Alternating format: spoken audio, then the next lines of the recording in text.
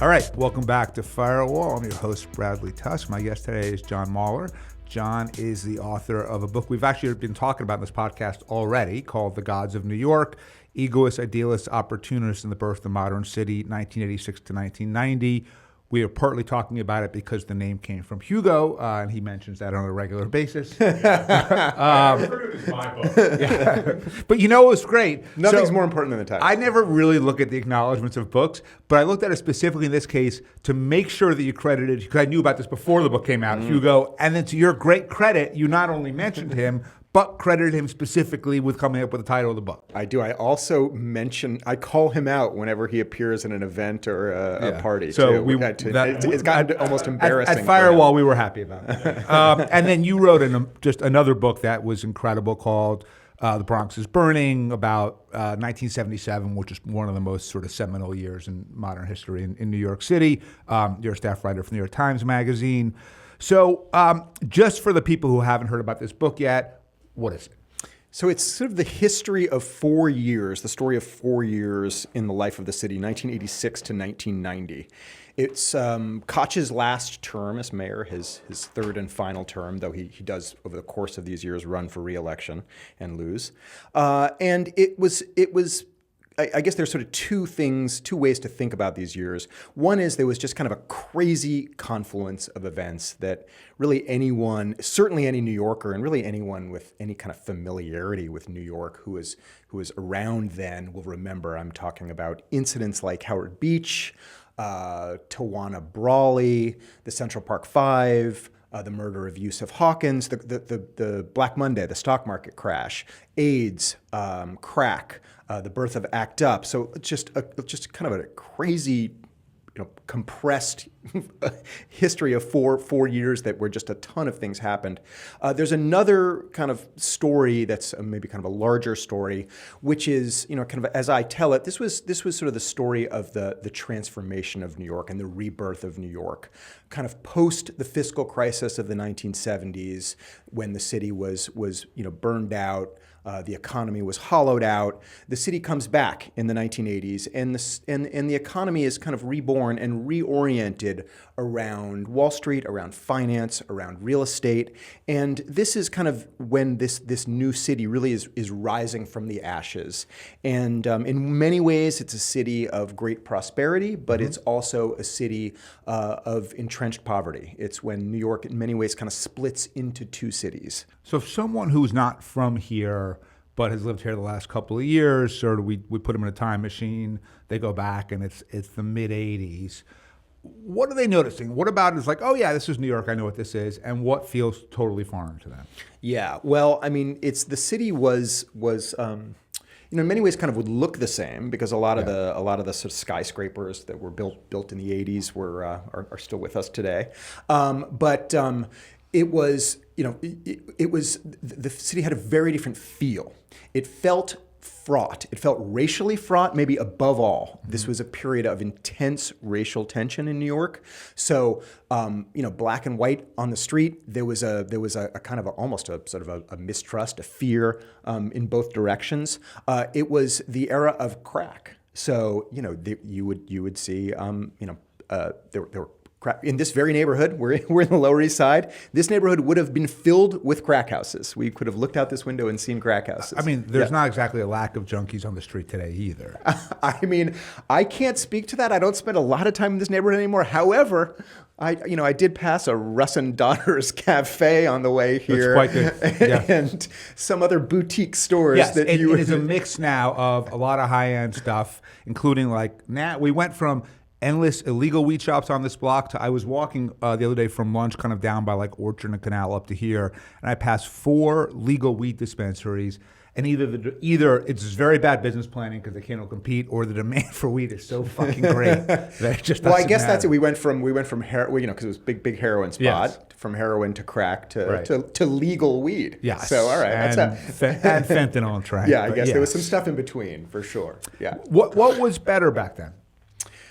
What was better back then? Okay, the one thing that I feel was better back then is this sort of it's a kind of a vibe idea. But what really struck me always when I was researching this book was that just like important point.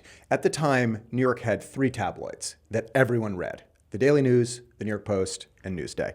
And those tabloids really kind of brought the city together around the same stories, kind of day in and day out. So what I would say was better then was there was a sense that everyone kind of lived in the same city, even though it's kind of like a weird paradox. Even though racial tension was like so intense, the class tension was so intense. There was the beginning of the homelessness crisis, as I mentioned, crack. There was still this sense that New York was a single city, and that there was a fight for what that city should look like and what its values and priorities should be. But there was a unified sense of New York that I feel has kind of fragmented now.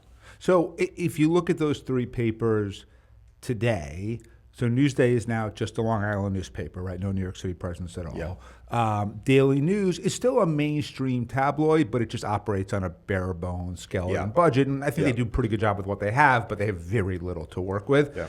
And the Post does still have some good local kind of coverage in sports, but basically it's like a right-wing lunatic paper for 60% of it these days. So what has New York City lost as a result of that? Yeah, so I mean, those papers do all exist in some form, but they don't drive the conversation. Yeah. They don't have the columnists also who have the profile to drive the conversation. I mean, this is all basically a product of the internet and the sort of fragmentation of the media. But what I think the city has lost is a single sense of purpose and identity, a sense of kind of where all New Yorkers kind of felt invested in the future of New York, not just in the future of their life in New York and what they could get out of New York and in their neighborhood, but in actually like their identity as a New Yorker. I feel like we've kind of lost that sense. I mean, not entirely and not everybody, but you just don't have the same sense of investment in the future of the city that I think, and the life of the city, that I think having single publications that everyone read kind of helped yeah, create. And I would argue even as much as I love hosting a podcast and listening to podcasts, and I think podcasts do have this sort of weird ability to create a bond between the host or guest and listener that is very unique.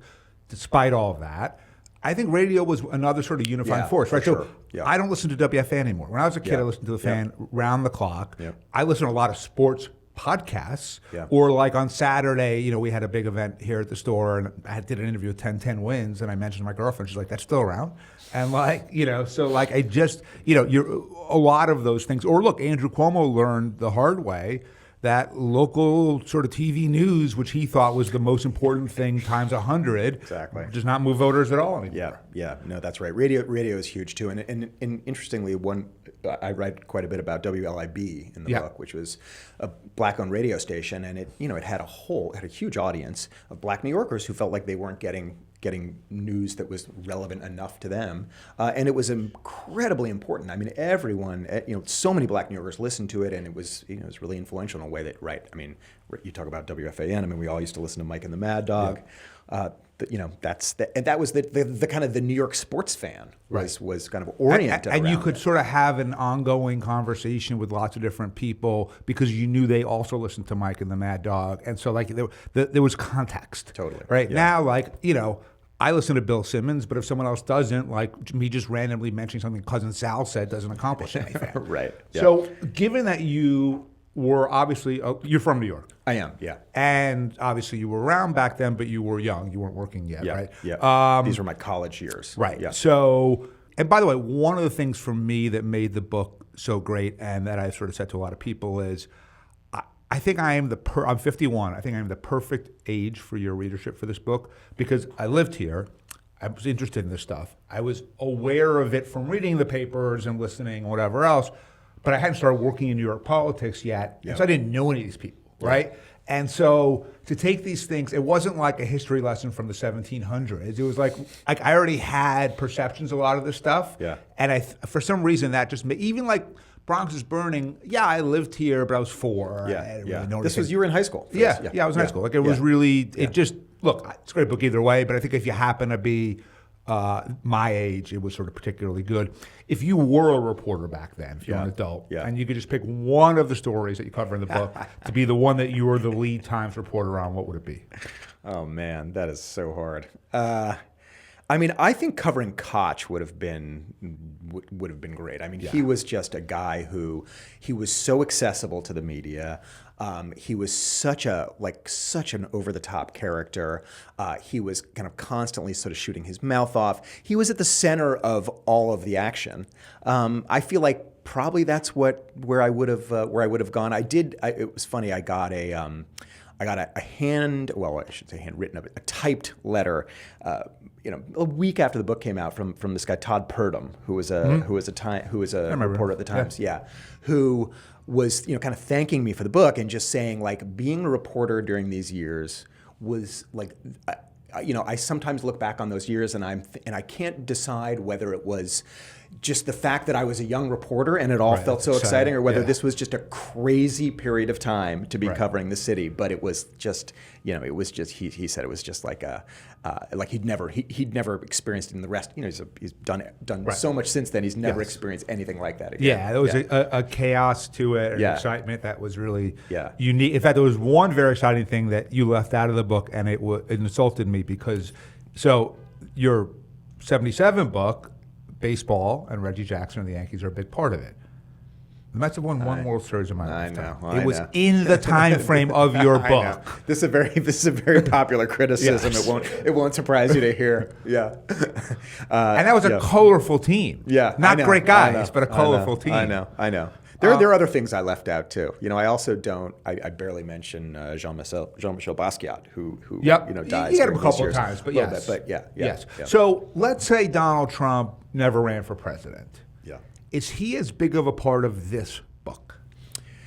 I think he is. Yeah. I mean, well, that's tricky. He's. I would say to me he was kind of standing in for something, and there's no question he was a huge figure in New York during these years. I guess maybe we would be less interested in, and I would have been less interested in, say, like the backstory of The Art of the Deal, because that's something that kind of he uses to sort of leverage to take himself kind of national and global. And that might have been less important, I guess. But the New Yorkness of Trump during these years, I mean, in particular, his feud with Koch, which was a big deal, the Woolman Rink story, his involvement in the Central Park Five, I feel like all that would have been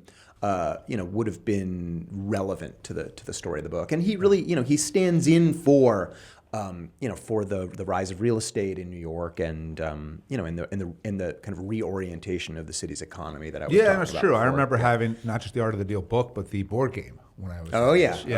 I mean, of course, there were other people you could have There's like John Gutfreund. I mean, there are other figures who kind of were figures of excess. And you got to milk in a little bit. Yeah, I did. You do. So you detail a lot in I thought a really, really great way on the homeless crisis, some on the mental health crisis, because the two are kind of interwoven, and then the AIDS crisis. Yeah. Right.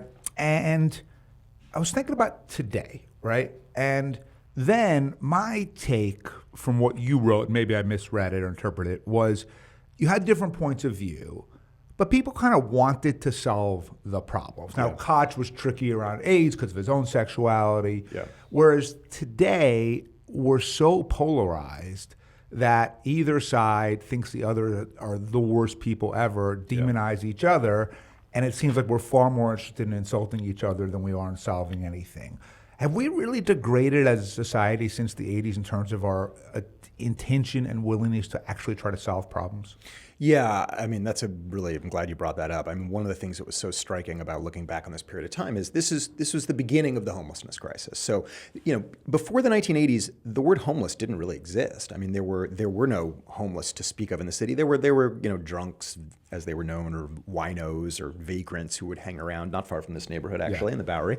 And but you didn't have a homeless population per se, and you certainly didn't have mentally ill homeless people on the street. And I think that the appearance of these people on the streets was such a shock to New Yorkers and was an urgent social crisis. And it was really, at the time, thought of as something that, of course, this was not going to be an enduring crisis. This was you can't have people living on the streets, and you certainly can't have mentally ill people who are dangerous to themselves and to other people living on the streets. Yeah. That would be crazy. What kind of society would allow that? Randy Marshall recorded here on Friday, and that was the case that he made. Yeah. And this is a guy who was back then kind of coming up. Yes. And and yet here we are. Yeah, I mean, so I think it was so, and in looking back on those years when people were, when you had the birth of the Coalition for the Homeless and these homeless activists who were just, it seemed to them that look, this is just a matter of getting everyone's attention and creating the right policies,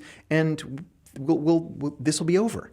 And it's astounding to me that we are still living not only with just the homeless crisis, but the crisis of the mentally ill homeless, and the fact that we have these outbursts of violence regularly where people are still being killed. I mean, it's like it's such an indictment of really. And if you had to give one or two reasons for, in the sort of 40-ish years, the change in the way we think and care and see things, what would you attribute it to? I mean, I think that we got used to the biggest problem is that we just got used to it. That homeless people who were once so shocked, it was such a shock to see a homeless person on the street, and certainly a shock to see a mentally ill homeless person talking to themselves on the street. We got used to them being there. They became part of the cityscape. I mean, it's interesting. When I was going, during my research, I was, obviously read all the old New York Magazine issues, and even between, I think it was like 1979 or 1980 and 1985 maybe, or 86, there were two cover stories about homelessness.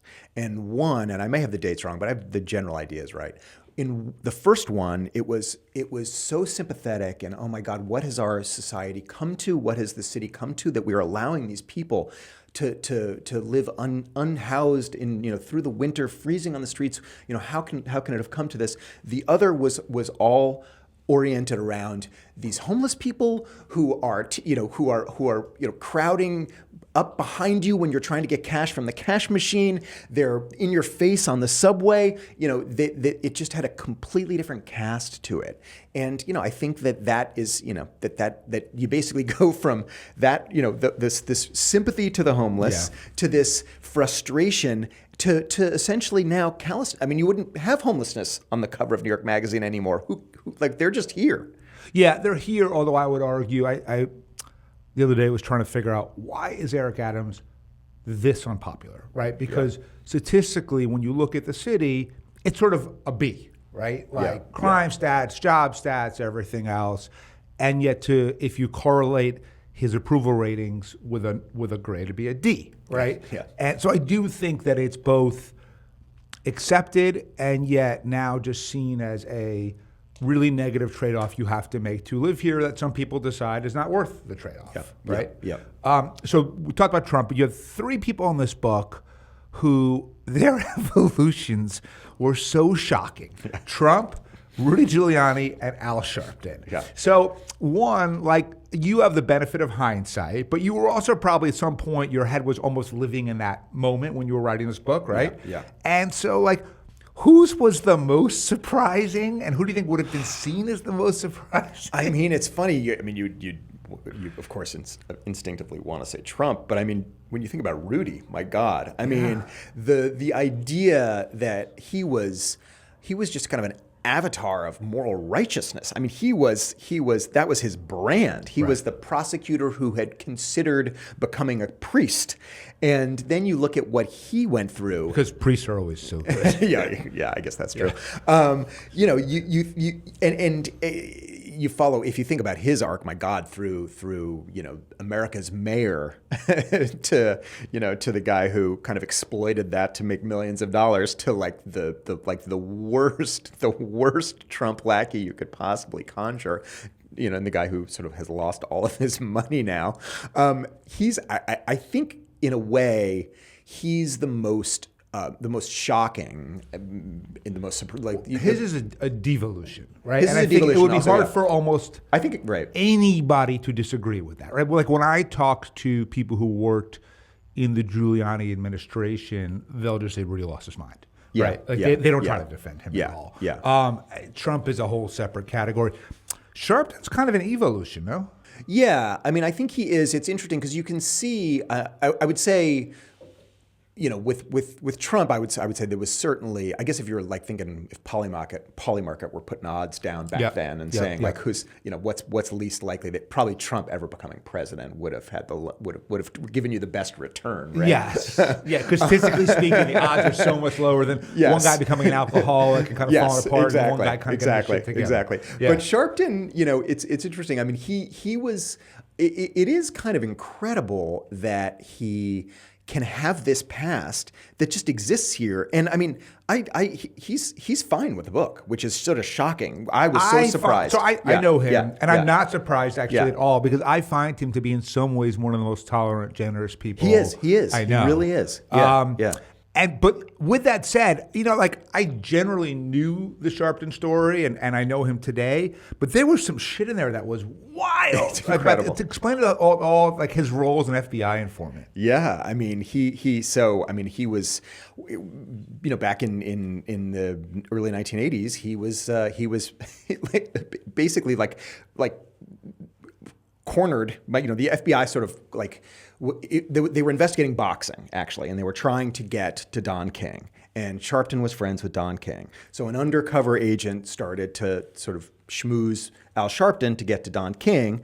That deal fell apart. The whatever that investigation fell apart, and so but they realized like, well, we got Sharpton. Right. We've kind of infiltrated this guy who's definitely connected in various ways, and he became an FBI informant. Now, like he was outed as FBI informant, and which is like to think about. You have to recall that he was promoting himself as like a civil rights activist, as like New York's like premier civil rights activist, and to be an informant for the FBI when you are a civil rights activist, and particularly because one of the he denies this, but one of the allegations was that he was actually informing on other activists.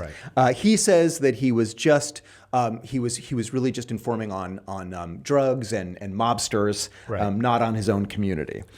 But it was still just like a crazy. I mean, the minister in the feds was the headline of the right. of the and Newsday in a way, story. I mean, I think what he and Trump and others in this book really have proven is if you just don't give a shit, That's it. and you just don't care, and yeah. you kind of almost just shameless, Yeah. you can get away with a lot. Totally. Yeah, that's really what it's about. I mean, that's what you see. And some of the other characters in the book have the same. I mean, Larry Kramer, a smaller character, and certainly in the book. I mean, and historically, he's same thing. So I volunteered at Soup Kitchen on 16th Street, and the Reverend has evicted us. And I'm in this sort of public fight where I'm trying to really humiliate him to get us back in. And I have been taking inspiration from Kramer, because I was like, every time I'm like, this is going too far, I'm like, fuck it. But look what he accomplished. Right? Totally. AIDS is not. I mean, there's a little bit of a comeback now, but overall, basically went from this massive epidemic to something that is pretty treatable. Yeah, no, that's absolutely right. Yeah, I mean, all those guys, and they learned it. I mean, it's not a coincidence that that 1980s New York was their crucible. They all learned these skills through the tabloids. I mean, right. That's how you get that. They used the tabloids to get the attention, the public's attention, to sort of take charge of the story. And even if they realized, even if you're being, particularly thinking about Sharpton. I mean, the tabloids just had a field day with him. They were making fun of him day in and day out, but he was thrilled. They were paying attention to him. Right. Yeah. Right. I my first boss in New York politics was Henry Stern, and I think he had these different rules, and one was ink is ink, and the other one was like, it's always good to be in the press unless it says indicted, right? Yeah. And that it's basically right. Totally. I mean, it's such a cliche, and you sort of feel like it also, on some level, you feel like it can't possibly be true. But I mean, if Donald Trump has proven anything, it's that it is true. And it's interesting now, if you look at the politics of today, the lack of that cohesive force of tabloids and local TV news and local radio has really changed the way that we both politicians perform and are perceived and elected. So Zoran ran a totally non-traditional campaign brilliantly, right, and is going to win. Adams, the Post kind of helped push him through in a very tight, weird election in 21, but he never really figured out how to engage in the alternate forms of media. And once people just reached the conclusion that he was weird and not good, they kind of just he never really had the ability to recover from it. You could have, these guys could all, and did, fuck up all the time. Totally. And yet because there was this cohesive culture, had the opportunity to recover. That's right. They just kept going, So you talk about, there's a lot of good stuff in there about Spike Lee and Brooklyn. So I saw he just endorsed Zoran too. Did he? I saw that today. Not surprising at all. And that makes sense, right? And look, I mean, I would guess, I don't know Spike, but he would say the thing that we've all been saying, which is he's going to win. We live here. We love the city. Let's try to help him be good at the job. People get mad at me when I say that, but I believe that's the right thing. So the Brooklyn of today. Now, look, that was Bensonhurst, right, where the movie took place. So Bensonhurst. Bed-Stuy. Oh, it was Sal's Pizzeria was in Bed-Stuy? Oh, right. The guys were, yes, it was. They were right, from that makes sense, Bensonhurst. because it was a black neighborhood from Bed-Stuy. Right. They were, right. So Sal was from Bensonhurst, came to Bed-Stuy. Right. Bensonhurst is maybe still kind of Bensonhurst, but Bed-Stuy has changed, right? And Brooklyn has changed just exponentially.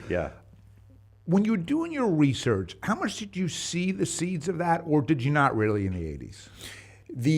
You could certainly, Fort Greene was already during this period of time. It was still a black neighborhood. It was kind of a bohemian black neighborhood, but it was already starting to gentrify. Bed-Stuy was just at the front end. You may remember there's a scene in Do the Right Thing. I don't know how well you remember that movie, but where there's a white guy moves into the neighborhood. He's wearing he's wearing a Larry Bird jersey or something. Oh yeah, I kind of remember and he's that. carrying his bike up his stairs, and it's a little bit like, what the hell is this guy doing in the neighborhood? Right. But Bed-Stuy was far from gentrified in the 1980s. It was. So you obviously rewatched the movie. Yes. For the book. Did it hold up? I think it's a great movie. I love that movie. I still love that movie. I do. So I have the problem, and you and I have talked about this, where I will tell them about how great a movie is from my generation. Then I make them watch it, and then they're like, "What the fuck?" My son loved Do the Right Thing. That's my question. He did. Yes. Should I use a chit? Yes, I think especially for a New York kid, it's a very stylish, cool movie. It's not boring at all. It is not. not. I mean, I remember it being, really excited. It's funny. I made them watch a different Spike Lee movie, 25th Hour, over the summer, and they liked it, didn't love it. I wasn't totally discredited, but I wasn't completely, validated either. I think you're good. I'd be curious to hear, but I think you're safe. Actually, Spike's evolution, right? Because he's still a black filmmaker. But he has a whole oeuvre of movies now that aren't really. He's got this new movie out now. The main characters are still generally black, but he's kind of moved away from it to a certain extent.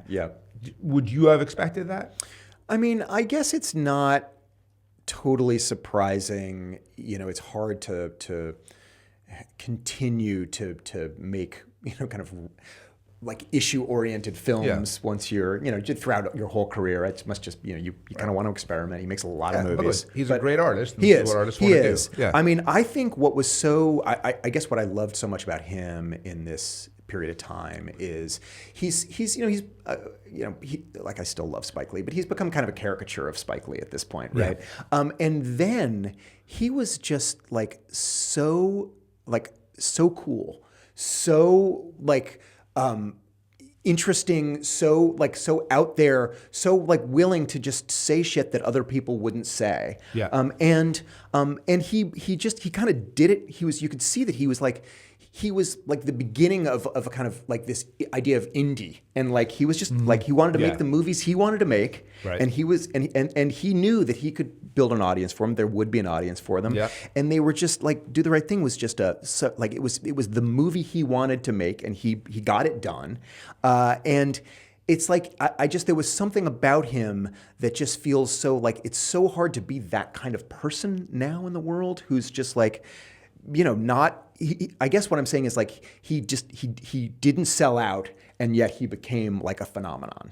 Right, and wealthy, and no one seems to begrudge him that. No. He's managed to. Usually now you have to sort of pick a camp, and then the other camp completely derides you. Totally, right? totally. Or even somehow you manage to get derided by both sides. Yeah. And that hasn't happened to him.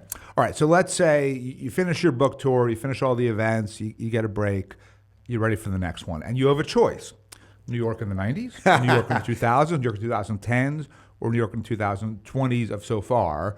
What do you pick, and like what are the pros and cons of each? Oh God, that's hard. I mean, I'm also I could also go back in time. I'm just saying. I could go back. I don't have to go forward. I will say, personally, as a reader, I like the ones that take place in my lifetime. Okay, that's true. That's fair. It's a different market.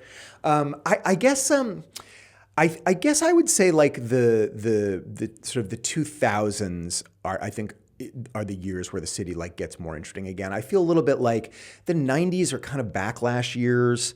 The 2000s are like.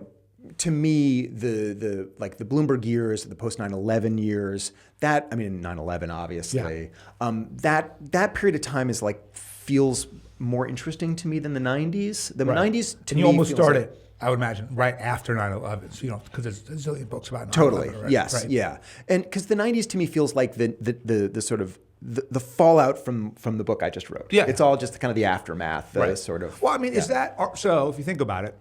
The 90s are clearly a reaction to the 80s, right? I mean, I will say, at least if someone only knew of New York from your books, they would say chaos always, right? Well, the 70s were I've chosen, yes. And the 80s were chaos, yes. right? But the 90s were this reaction. Yeah.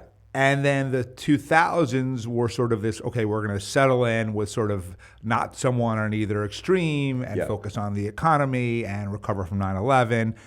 And then the 2010s, in many ways, was a reaction against that, right? Yeah. And Bill de Blasio was sort of ran and won. Yeah. I mean, that's what I would say. That if you think about this, like if this was the beginning, if the 80s and my book was sort of the story of a new chapter beginning in New York's life, I think we are possibly now, if you look at Zoran and his probable election, we are maybe now about to begin another chapter.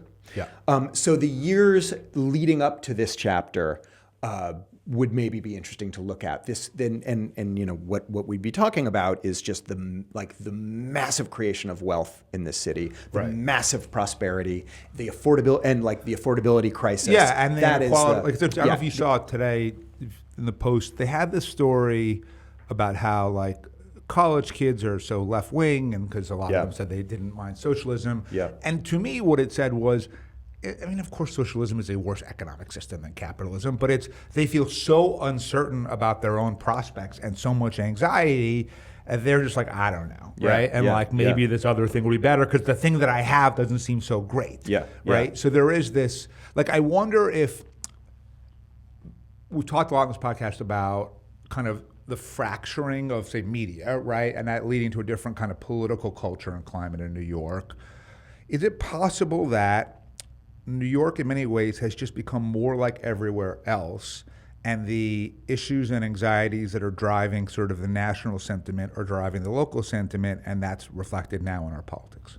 Yeah, I mean, I think to a degree, yes. I mean, I think what's different about New York is that the wealthy have had so much power in this city, so much political power in this city for so long that it's kind of a different, and there's like a different economic structure in the city because the wealthy do provide so much of the tax revenue for the city. So while I think you're right in some ways, we're seeing, in Zoran's popularity. I mean, I was looking, I think it was yesterday, I saw something in the paper about how like Google employees are like huge donors to the Zoran campaign. Again, you're like, well, keep in mind, I would argue that the people who hate the 1% the most are not the 80th percent.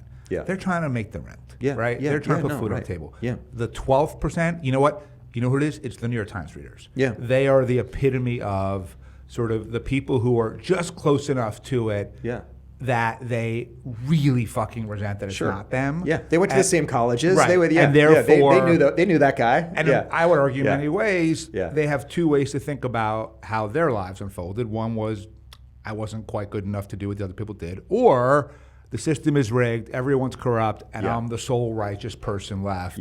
And I will read the newspaper that reaffirms my moral superiority. Yeah, no, I think that's right. But again, I do think that like New York, what is going to be so interesting over the next few years, assuming Zoran wins, is like because New York is built differently than other cities because of the way its economy is structured and because of the way political power works in New York. I mean, you look at like the real estate developers, like those guys are so powerful in New York, and will they, what will that mean I do think I would actually argue that they have done a good job in creating the perception of power. But when you actually look at it today, REBNY is one of the most ineffective organizations in New York City. If you think about it, they have these like emergency meetings where we got to get Cuomo elected or Adams elected. It's like, they fucking did it after they finished closing out their houses in Bridgehampton. Right. And it's but guys, that's because they always get what they want, whoever the mayor is. And I think the question is, will they get what they want from this mayor? And I don't think so. Right. And so what is that going to mean? I mean, what it means is, and I had a column in the Daily News saying this on Saturday, you had in the 90s these kind of left-wing organizations, Make the Road, WFP, and the DSA become created, and they were very smart, right? They're not my politics at all, but they organized, they did grassroots, they recruited candidates, they trained candidates, they raised money, they had all the things you had to do, right? You had Rudy and Mike, so you had this long period where it didn't quite matter because the people with the real power were so centrist. But Mike made this pledge, and I don't agree with it, but he made this pledge of like, I'm not going to interfere in politics after I leave local politics, and he stuck to it.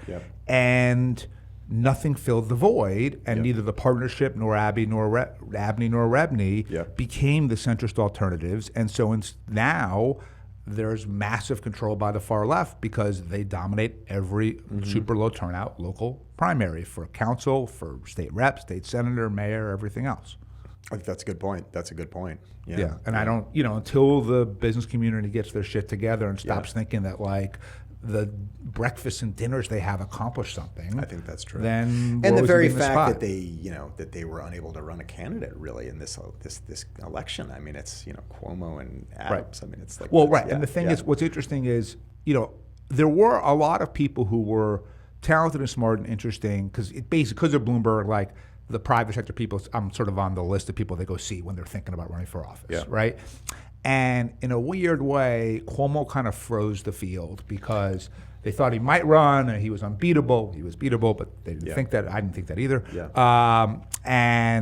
But if there were a system where you were consistently producing really good centrist candidates for state senate and for city controller and all of this stuff, you wouldn't have to do that. You just would have had good people ready to go. And there's been just an absolute failure by the centrist and business community to do their politics right. It's true. Is there any organization? No, I mean, look, so out of my little foundation, Tusk Philanthropies, every few months we just pick an issue. So we some are left, some are center, some are right. So we ran the campaign to ban broker's fees for rental apartments because I always thought that was just fucking theft, legalized theft, especially in the age of the internet where you have all the information already. We ran a campaign to change all the laws around scaffolding, so we'll hopefully get rid of a lot of it. We ran a campaign in Albany to allow New York doctors to prescribe abortion meds to women in red states. We ran a campaign at Albany to create universal school meals in New York.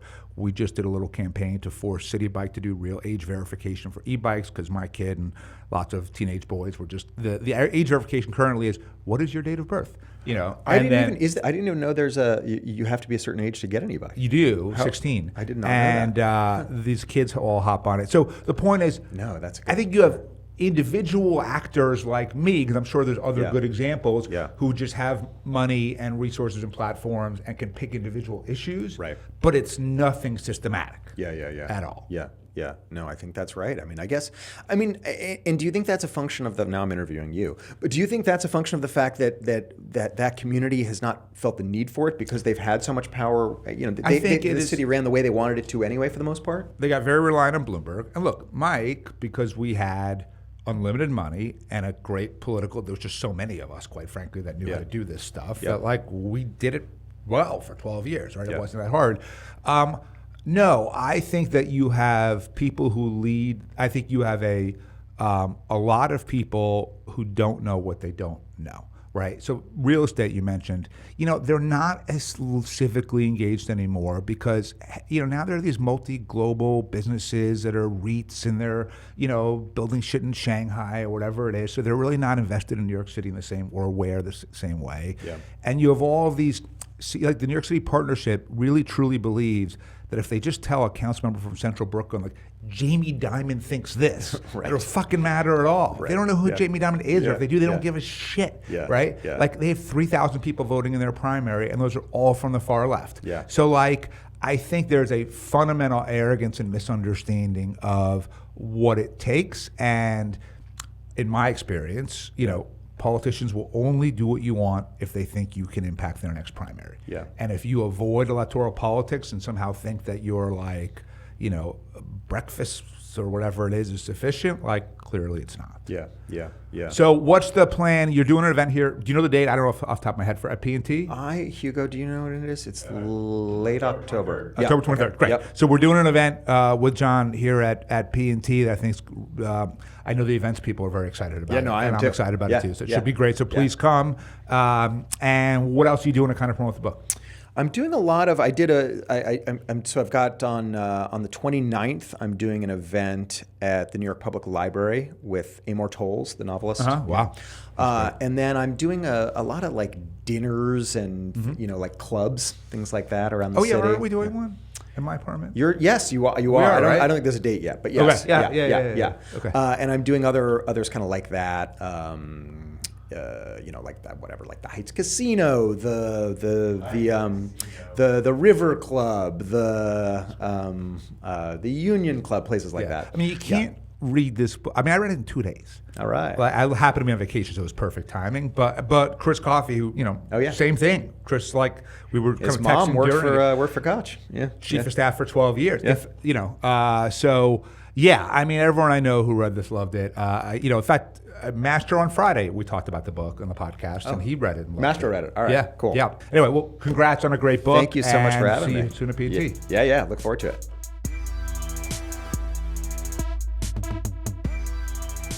Firewall is recorded at my bookstore, P&T Knitwear, located at 180 Orchard Street on the Lower East Side of Manhattan. We'd love to hear from you with questions, feedbacks, or idea for a guest. Just email me at bradley@firewall.media or find me on LinkedIn. And to keep up with what's on my mind and my latest writing, please follow my new Substack at bradleytuss.substack.com. Thanks again for listening.